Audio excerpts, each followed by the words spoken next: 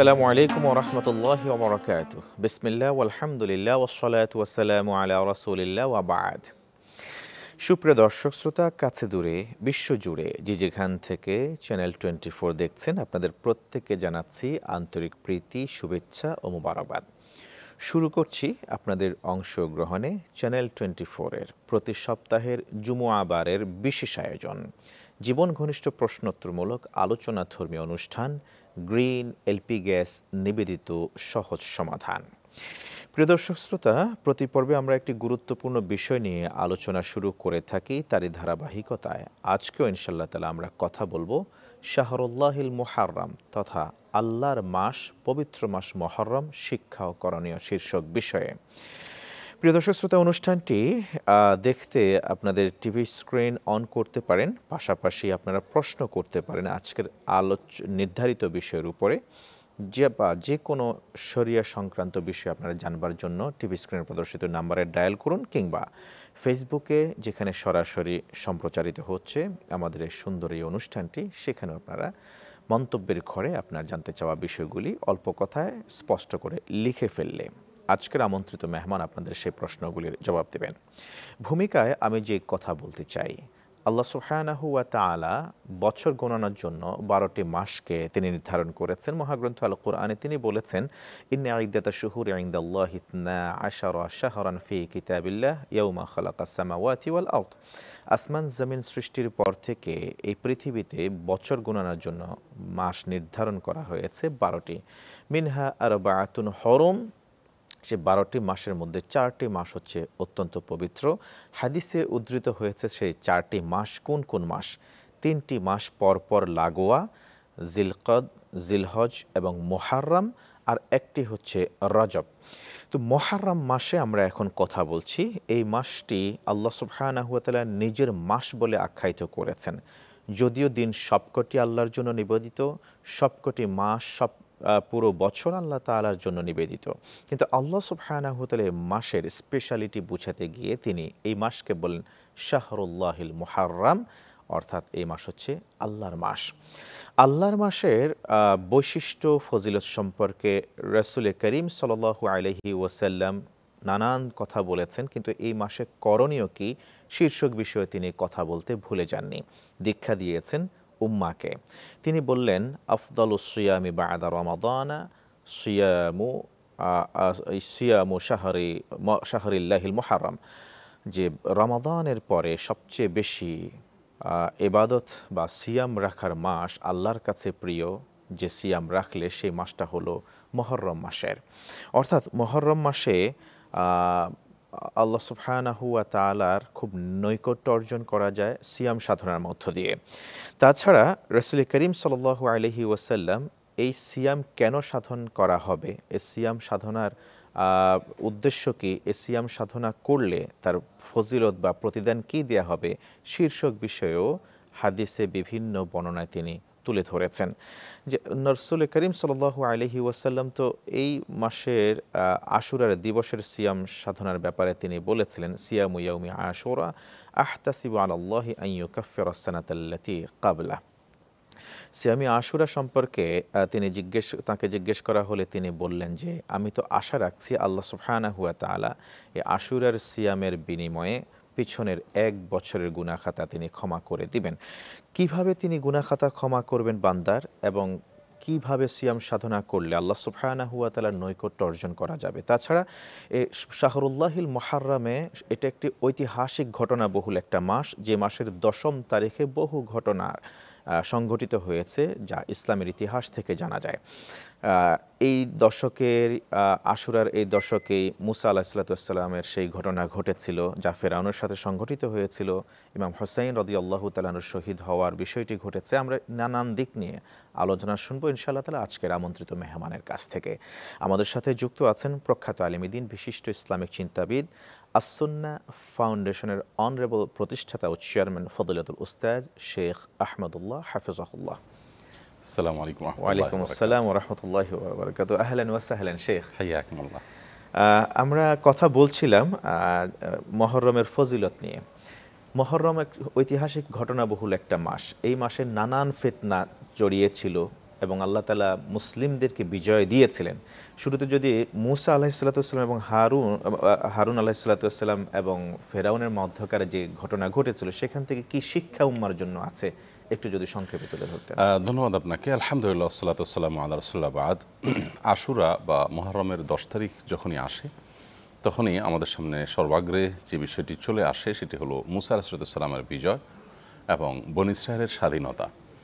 বনী Israel পরাধীন ছিল আর তাদেরকে পরাধীন করে রেখেছিল ফেরাউনের কবল থেকে, তার পরাধীনতা থেকে মুক্ত করবার জন্য আল্লাহ রাব্বুল আলামিন আল্লাহ নবী মূসা আলাইহিস সালামকে পাঠিয়েছেন। তিনি তার ভাই হারুন আলাইহিস সালামকে সাথে নিয়ে বনী ইসরায়েলকে মুক্ত করেছেন, স্বাধীনতার স্বাদ এনে দিয়েছেন। এবং মূসা আলাইহিস সালাম এর সাথে ফেরাউনের যে দ্বন্দ্ব ছিল, এই দ্বন্দ্ব ছিল বাতিলের সাথে হকের সাথে বাতিলের যে দ্বন্দ্ব থাকে সেটি। ঠিক একইভাবে আমরা যে মাসটিতে আছি, মুহররম মাসের শুরুর দিকে আছি, এই মুহররম মাসটি হিজরি সনের একটি মাস। হিজরত থেকে যে সনের গণনা শুরু, নবী করিম সাল্লাল্লাহু আলাইহি ওয়াসাল্লামের হিজরত, এই হিজরতও মূলত এ ধরনের একটি বিষয়। অর্থাৎ হিজরত থেকে আমরা প্রেরণা পাই যে কিভাবে মানুষ তার প্রচণ্ড কষ্টের সময়গুলোকে প্রচণ্ড ভালো সময়ে পরিণত করতে পারে, রূপান্তর করতে পারে। নবী করিম সাল্লাল্লাহু আলাইহি ওয়াসাল্লাম মক্কা যখন নিষ্পেষিত ছিলেন সাহাবীরা সহ, রাতের অন্ধকারে যখন হিজরত করে তাকে চলে আসতে হলো, একটা সময় খুব অল্প সময়ের ব্যবধানে সেই মক্কা তিনি আবার বিজয় করলেন। ঠিক যেমনিভাবে হারুন আলাইহিস সালাম এবং মূসা আলাইহিস সালাম, তার জাতি, তাদের সম্প্রদায় বনী ইসরাইল, তারা ফেরাউনের অধীনে ছিল, কবলে ছিল। সেখান থেকে আল্লাহ রাব্বুল আলামিন ফেরাউনের কবল থেকে মূসা আসলামের নেতৃত্বে তাদেরকে মুক্তি দান করেছিলেন। তারা আল্লাহর প্রতি অনুগত ছিলেন এবং হিজরতের ঘটনা আমরা দেখি যে নবী করিম সাল্লাল্লাহু আলাইহি ওয়াসাল্লাম আল্লাহর প্রতি অনুগত ছিলেন এবং আল্লাহ তাআলা উভয় নবীকেই সাফল্য দিয়েছেন, বিজয় দিয়েছেন। তো এই বিজয় পাওয়ার পর আল্লাহর প্রিয় বান্দারা সিয়াম পালন করতেন। ঠিক একইভাবে আমাদের নবী করিম সাল্লাল্লাহু আলাইহি ওয়াসাল্লাম মদিনায় আসার পর, হিজরতের পর যখন জানতে পারলেন যে মূসা আলাইহিস সালামের বিজয়ের দিন এটি, তখন তিনি বললেন যে আমিও রোজা রাখবো, নাহনু আহাক্কু বিমূসা, তোমরা বরং একটি রোজা রাখলে আমি 2টা রোজা রাখবো আশুরার জন্য। তো আশুরাকে কেন্দ্র করে নবী করিম সাল্লাল্লাহু আলাইহি ওয়াসাল্লাম 2টি সিয়াম রাখতেন, 2টি রোজা রাখতেন। আর নবী করিম সাল্লাল্লাহু আলাইহি ওয়াসাল্লাম যে মক্কা বিজয় করেছেন, সেই বিজয়ের পর আল্লাহ তাআলার সাহায্য আসার পর ইস্তিগফার করেছেন, আল্লাহর জিকির করেছেন। এখান থেকে শিক্ষার বিষয় হলো যে আল্লাহ তাআলা যখনই কোনো সাফল্য দিবেন, যখনই কোনো বিজয় দিবেন, তখন আমরা আল্লাহর প্রতি কৃতজ্ঞ হব, আল্লাহর তাসবিহ পাঠ করব এবং সেই সাথে সিয়াম পালন করতে পারি। কিন্তু বিজয়ের আনন্দে আমরা আল্লাহর নাফরমানি করব না। সাধারণত আজকাল দেখা যায় আমাদের জীবনে কোনো সাফল্য আসলে আমরা নানা রকম আল্লাহর অবাধ্যতায় লিপ্ত হয়ে যাই, সেটাকে উদযাপনের নাম দিয়ে নানা গুনাহে লিপ্ত হয়ে যাই। তো ইমানদার সেই কাজটি যেন না করেন।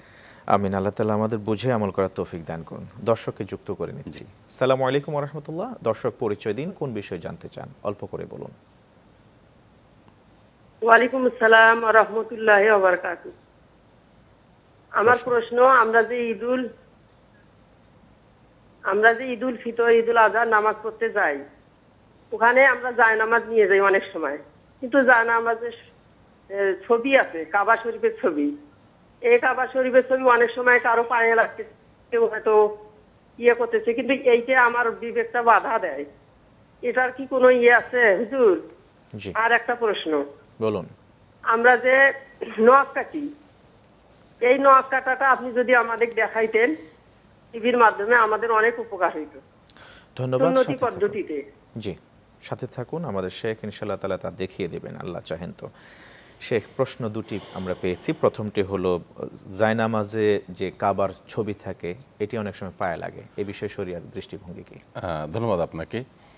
জায়নামাজে যে কাবার ছবি থাকে বা অনেক সময় মসজিদে নববীর কোনো ছবি থাকে অথবা অন্য কোনো ছবি থাকে, প্রথমত কাবার ছবি বা মসজিদে নববীর ছবি থাকলে, কাবার ছবি স্পেশালি এটা থাকলে আপনি যেটি বলেছেন যে পাও লাগে, পায়ের নিচে পড়ে, এটি দৃষ্টিকটু লাগে আপনার কাছে এবং আপনার কাছে যেমন লাগে আর অনেকের কাছেই লাগে, এবং এটা দৃষ্টিকটু লাগাটা স্বাভাবিক। যে কাবা যেটা আল্লাহ তাআলার ঘর, সম্মানের পাত্র, প্রয়োজনে মসজিদের ছাদেও ওঠা যায়, কাবার ছাদেও প্রয়োজন হলে ওঠা যায়, কিন্তু কোনো প্রয়োজন ছাড়া সাধারণত কোনো কিছুকে পদদলিত করা, এটা ইচ্ছাকৃতভাবে সেটার প্রতি সম্মান জানানো হয় না, বরং এটা এক ধরনের অসম্মান। যদি অনিচ্ছাকৃত অসম্মানের কারণে গুনাহ হবে না, এটা একটু বলে রাখি। যদি কেউ অনিচ্ছাকৃতভাবে পাড়ান এবং হাঁটা চলা করতে গিয়ে তার পায়ের নিচে পড়ে, এর কারণে তিনি গুনাহগার হয়ে যাবেন না, বেঈমান হয়ে যাবেন না, তবে জিনিসটা দৃষ্টিকটু এবং এই জন্য প্লেন জায়নামাজ ব্যবহার করতে পারলে বেশি ভালো। তাছাড়া আপনার অনেক জায়নামাজ আছে যে নামাজগুলোতে দেখা যায় যে অনেক ধরনের ডিজাইন আছে। এই ডিজাইনগুলোর ফাঁকে ফাঁকে এমন কিছু জিনিস আছে যেগুলো আসলে মুসলমানদের সাথে যায় না, আমাদের ইমান বিশ্বাসের সাথে যায় না, এবং নানা কন্ট্রোভার্সিয়াল ইস্যুগুলো আছে। এই জাতীয় অনেক ডিজাইন আছে। এই জন্য সবচেয়ে ভালো হয় একেবারে প্লেন নামাজ পড়া। দুইটা দিক এখানে, একটা হলো যে কাবার সম্মানের ব্যাপার, আর হলো আমাদের নামাজে মনোযোগের ব্যাপার। নবী করিম সাল্লাল্লাহু আলাইহি ওয়াসাল্লাম একবার বুখারীর একটি বর্ণনা রয়েছে যে তাকে একটা কাপড় দেওয়া হয়েছে নামাজ পড়বার জন্য। সে কাপড়টা কারুকার্য খচিত ছিল, ডিজাইন করা ছিল। তিনি সে কাপড়ে সালাত আদায় করেছেন। সালাত আদায় করে সালাম ফিরে তারপর বললেন যে তোমরা কে আমাকে কাপড় দিয়েছো? এই কাপড়ে অনেক বেশি ডিজাইন আছে যেটা আমার মনোযোগকে নষ্ট করছিল। এমন কোনো কাপড় থাকলে নিয়ে আসো যেটাতে জাতীয় ডিজাইন নেই। তখন একটা প্লেন বা সাধারণ কাপড় নিয়ে আসা হলো, তিনি সেটার উপর সালাত আদায় করলেন। তো এখান থেকে বোঝা গেল যে নামাজের জায়গা যেখানে আমাদের সেজদা থাকবে, সেজদা পর্যন্ত যে এরিয়া, সেজদা পর্যন্ত যতটুকু নজর পড়বে, এর মধ্যে এমন কিছু যদি থাকে যেটা আমাদের মনোযোগকে সেদিকে নিয়ে যাবে, তাহলে সালাতের যে উদ্দেশ্য আল্লাহর সাথে কানেক্টেড হওয়া, আল্লাহর স্মরণে থাকা, আকিমিস সালাত আলি জিক্রি, সালাত কায়েম করা আমার শরণার্থে, সেটির পরিপন্থী হয়ে যাবে। এই কারণে প্লেন জানামাজ ব্যবহার করা উচিত। কিন্তু কেউ যদি কাবার ছবিসহ জানামাজ নিয়ে সালাত আদায় করে, সেক্ষেত্রে আপনি তাকে হারাম করেছে, গুনাহ করেছে, এরকম কোনো ফতোয়া আপনি তাকে দিতে পারবেন না। তবে প্লেন জানামাজ পড়াটা উত্তম। জাযাকাল্লাহ খায়রান, খুব সুন্দর করে আপনি জবাবটি দিলেন শেখ। দ্বিতীয় প্রশ্ন ছিল আমাদের দর্শকের যে নখ কাটার সুন্নাহ পদ্ধতি কি, যদি একটু দেখিয়ে দিতেন। জি, নখ কাটা সম্পর্কে আমরা বলতে চাই যে নখ কাটার উত্তম পদ্ধতি, ব্যবস্থা পদ্ধতি হলো যে আমরা এই আঙ্গুল থেকে শুরু করব, যেটাকে আমরা তর্জনী বলি। ডান হাতের তর্জনী থেকে শুরু করে একেবারে কনুই আঙ্গুল পর্যন্ত, কনিষ্ঠ আঙ্গুল পর্যন্ত আমরা করব। এরপরে হলো বৃদ্ধাঙ্গুলি। বাম হাতে একইভাবে আমরা এই তর্জনী থেকে শুরু করে এদিকে চলে যাব, এরপরে বৃদ্ধাঙ্গুলি করব। আর পায়ের যখন আমরা শুরু করব, ডান পার এক পাশ থেকে নিয়ে একেবারে আরেক পাশ পর্যন্ত একইভাবে বাম পা আমরা শেষ করব। এটি সুন্নাহ সম্মত পদ্ধতি, বর্ণনা এটির ব্যাপারে রেকমেন্ড করা হয়েছে, ওলামা ইকরাম সেটিকে রেকমেন্ড করেছেন। তবে কেউ যদি এর উল্টাপাল্টাও করে বা উলটপালট করে ফেলে, তাতে গুনাহ হবে না। বিষয়টি এর গুরুত্ব আমাদের বুঝতে হবে। সুন্নাহ বা মুস্তাহাব বা উত্তম রেকমেন্ডেড বিষয়গুলোকে ফরজ বা ওয়াজিবে পরিণত করা যাবে না। তবে যথাসম্ভব আমরা এগুলোকে মেনটেন করাই আমাদের জন্য উত্তম। অনেক অনেক ধন্যবাদ জানাচ্ছি শেখ। খুব সুন্দর করে সুন্নাহ পদ্ধতিতে কিভাবে নখ কাটতে হবে আমাদের দর্শককে জানিয়ে দিয়েছেন। জাযাকাল্লাহ খাইরান। আমরা এই গুরুত্বপূর্ণ আলোচনায় ফিরব। এরপরে আশুরা যে ইমাম হোসাইন রাদিয়াল্লাহু তাআলা আনহুর শহীদ হওয়ার ঘটনা আছে, সেখানে আমাদের অবস্থান কি হবে, আমাদের বক্তব্য কি হতে পারে, বা আমাদের করণীয় এবং বর্জনীয় বিষয় জানবো ইনশাআল্লাহ তাআলা। তবে এর মধ্যে আরেকজন দর্শক যুক্ত আছেন, সংযুক্ত করে নিচ্ছি। আসসালামু আলাইকুম ওয়া রাহমাতুল্লাহ। জি, ওয়ালাইকুম আসসালাম। আসসালামু আলাইকুম ওয়া রাহমাতুল্লাহ। ওয়ালাইকুম আসসালাম ওয়া রাহমাতুল্লাহ। আমি মাহবুব বলছিলাম কুমিল্লা থেকে। জি প্লিজ। আমার আহমদুল হুজুর কাছে একটা প্রশ্ন, সেটা হলো যে আমরা যারা নামাজ পড়ি, সচরাচর নামাজ পড়ি, আমরা আসলে উজু করি, আমরা বাসা বাড়িতে থাকি, উজু করি বাথরুমে গিয়া উজু করাটা, এটা আসলে ইসলামের দিক থেকে আসলে এটা ঠিক নাকি আসলে বুঝে উঠতে পারতেছি না আর কি। এটা আসলে একটু জানা, ক্লিয়ারলি জানার একটু। ধন্যবাদ আপনাকে শেখ। আমরা জবাবটা দিয়েই তারপর বিরতে যাব ইনশাআল্লাহ। ওয়াশরুমে, টয়লেটে যদি আমরা উজু করি, উজু হয়ে যাবে, এটা জেনে রাখি। তবে উত্তম নয় দুই কারণে। প্রথমত, ওয়াশরুমে সাধারণত আমাদের পার্টিশন থাকে না, যেখানে প্যান বা কমোড থাকে, তার পাশেই হয়তো বেসিন বা আপনার টেপ থাকে। তো টয়লেট বা ময়লার জায়গাতে আল্লাহর নাম নেওয়া মাকরুহ বা অপছন্দনীয়। সেজন্য সেই জায়গাতে যেহেতু উজুতে আল্লাহর নাম নিতে হয়, বিসমিল্লাহ বলেই উজু করতে হয়, সেজন্য উজুটা এখানে করা অনুত্তম। কিন্তু যদি কেউ করে ফেলেন, তার উজু হয়ে যাবে। উত্তম হয় তিনি ওয়াশরুমের বাইরে যদি কোনো বেসিন টেসিন থাকে, সেখানে উজু করা। পাও ধোয়াটা তিনি ওয়াশরুম বা টয়লেটে গিয়ে ধুলেন, এটা সবচেয়ে উত্তম হয়। যদি এটা করতে না পারেন, তাহলে ওয়াশরুমে উজু করবেন, তবে সেক্ষেত্রে আল্লাহর নামটা মনে মনে নেবেন, মুখে উচ্চারণ করবেন না। সুন্দর সমাধান যার জন্য জাযাকাল্লাহ খাইরান শেখ। আমরা একটা বিরতিতে যাচ্ছি। দর্শক শ্রোতা দেখছেন গ্রিন এলপি গ্যাস নিবেদিত সহজ সমাধান। ফিরবো একটা বিরতির পর, সাথেই থাকুন।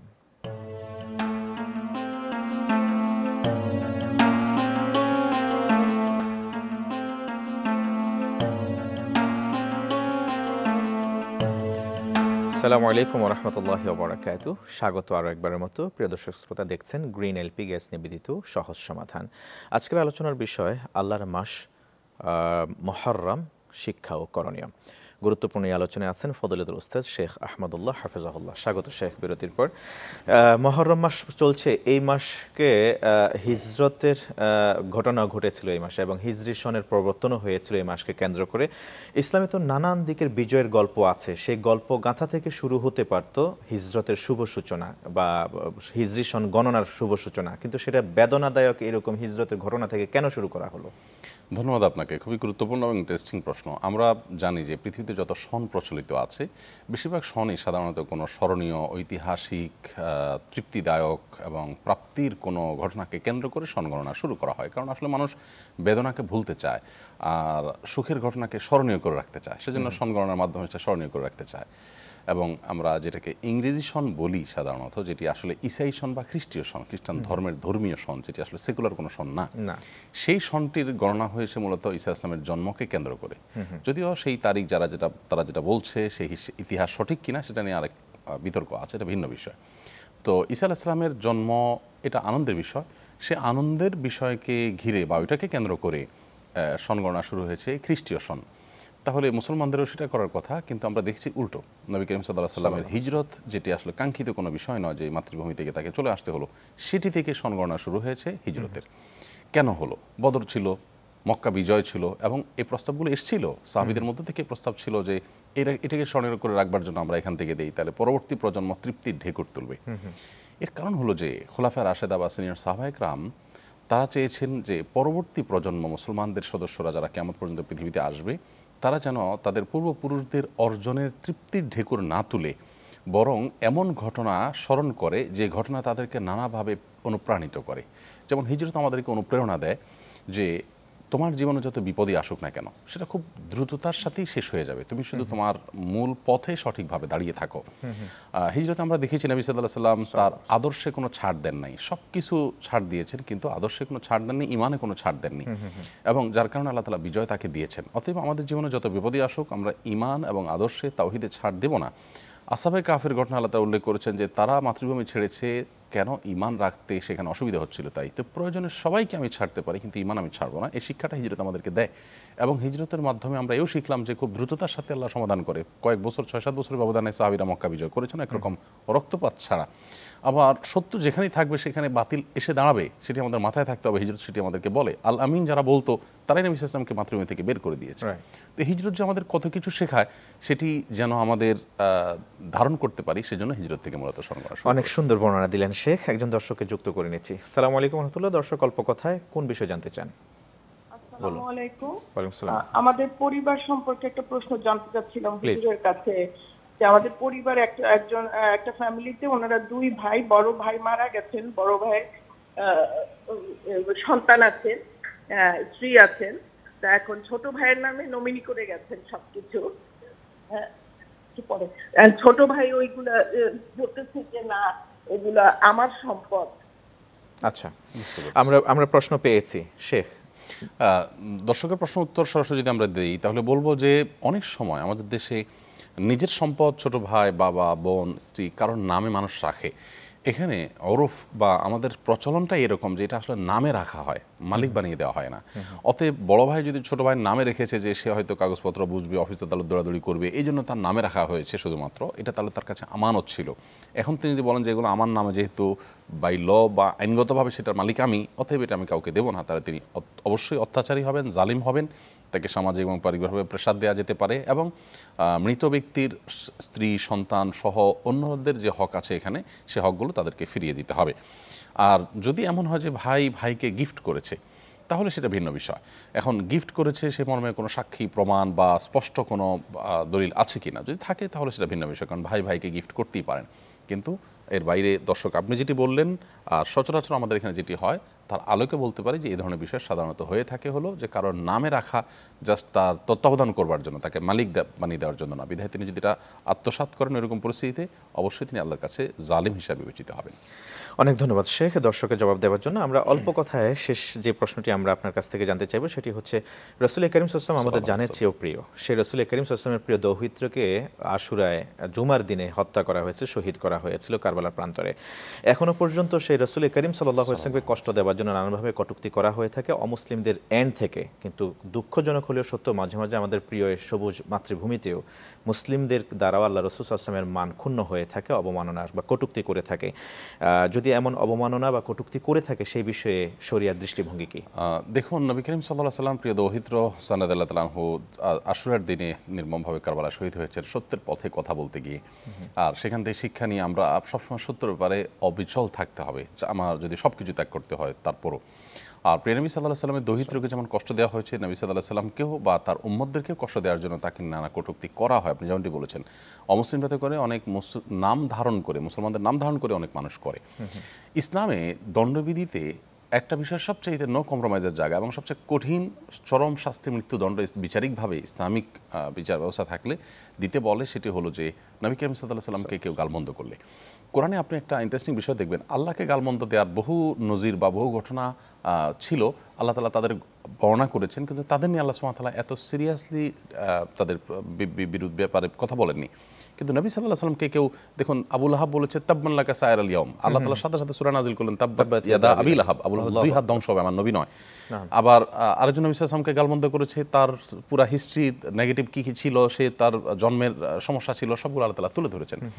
নবী সাল্লাল্লাহু আলাইহি ওয়াসাল্লামের ব্যাপারটা কোনো কম্প্রোমাইজের জায়গা না। আসলে অন্য সব বিষয়ে মুসলমান কম্প্রোমাইজ করলেও নবী সাল্লাল্লাহু আলাইহি ওয়াসাল্লামের জায়গায় কম্প্রোমাইজ করতে পারে না। এই জন্য ইসলাম চরম শাস্তির কথা বলে। এ ধরনের বিষয়ে সমাজকে বিশৃঙ্খল করতে পারে, এই জন্য দায়িত্বশীলদেরও কর্তব্য এ ধরনের বিষয়গুলোকে সর্বোচ্চ কঠোর হস্তে দমন করা। ইসলাম কিন্তু সব ধরনের আপনার ধর্মের মানুষের গালমন্দ বা তাদেরকে বাজে কথা বলা থেকে ইসলাম আমাদেরকেও নিষেধ করে। আল্লাহ বলেছেন লা তাসুব্বুল্লাযিনা ইয়াদউনা আল্লাহা বিগাইরি ইলম, যারা আল্লাহ ছাড়া গায়রুল্লাহকে ইবাদতবন্দি করে তাদের গালমন্দ করো না তোমরা। তো আল্লাহ নিষেধ করেছেন আমাদেরকে। তাহলে সেখানে মুহাম্মদ সাল্লাল্লাহু আলাইহি ওয়াসাল্লামকে যদি এরকম করে তাহলে তাদেরকে কঠিন শাস্তির মুখোমুখি করা উচিত, দৃষ্টান্ত দেওয়া উচিত। আল্লাহ আমাদেরকে হেফাজত করুন। জাযাকাল্লাহু খাইরান শেখ, উত্তম নসিহত করবার জন্য। প্রিয় দর্শক শ্রোতা, এতক্ষণ পর্যন্ত আপনারা দেখছিলেন গ্রিন এলপি গ্যাস নিবেদিত সহজ সমাধান। আজ এর পর্যন্তই, আগামী পর্ব দেখার উদাত্ত আহ্বান জানিয়ে এখানে শেষ করছি। আসসালামু আলাইকুম ওয়া রাহমাতুল্লাহি ওয়া বারাকাতুহু।